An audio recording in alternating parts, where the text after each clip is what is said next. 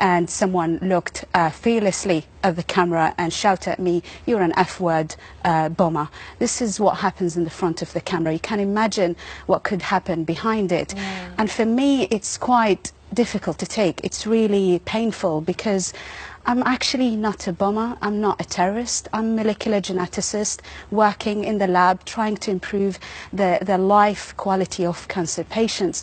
This is who I am, yet there's a person in the street has the guts, has the courage to call me, "You're an F-word bomber." So can we, the other sort of fundamental thing is why? Why do you wear it?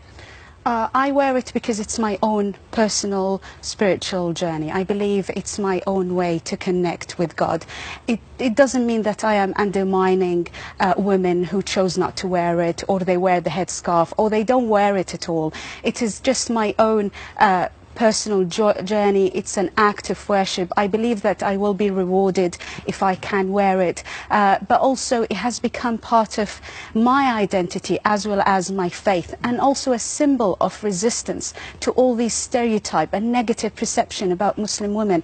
What we hear a lot of the time is that Muslim women is isolated, is uneducated, is failing to integrate, but the truth is that they haven't really spoken to women like me. Because Muslim women who chose to wear it are actually minority within a minority. So a lot of people did not have the chance to interact with veiled women. And then they have this negative perception and negative highlights in the media about Muslims in general. And then they see me in the street and they abuse me and other women. Dr.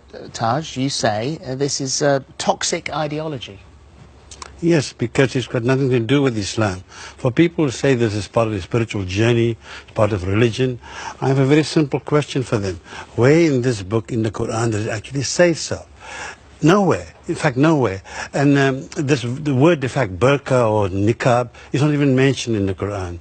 And what the people who wear this don't tell the non-Muslim public that it's banned in Mecca, the holiest place in Islam. You can't perform the pilgrimage with your face covered. This is not true. You say it's not true? This is not true. There is actually a clear passage in the Quran, is chapter An-Nur, which means light, 24:31, yeah. where God says, "O Prophet, call your daughters and your wives to lower down their garments." The thing is, this passage has different interpretation. You can interpret it. Yes. He interprets it in that way, and I respect it, and this is my own interpretation. But can I just say, in Britain, isn't something that makes us great and brilliant and wonderful that we have choice and we have freedom to express ourselves, to wear what we want, no, I mean, and we have that choice. Should we ever be told, regardless of whether it's something to do with religion or whatever it's to do with, should we ever be told, "Oh, you can or can't"? This idea that somehow facial concealment is required in Islam is a nonsense, number one. Number two, it is not conducive to social cohesion. In Europe, there are countries that have gone further down the line here, and that have banned the full face. In France, many claim that it's made France's social divide worse. In Belgium, women claim it's an attack on religious freedom. In Bulgaria, it's seen as part of a disturbing trend of intolerance and xenophobia. In the Netherlands, women feel that they are like prisoners in their own home.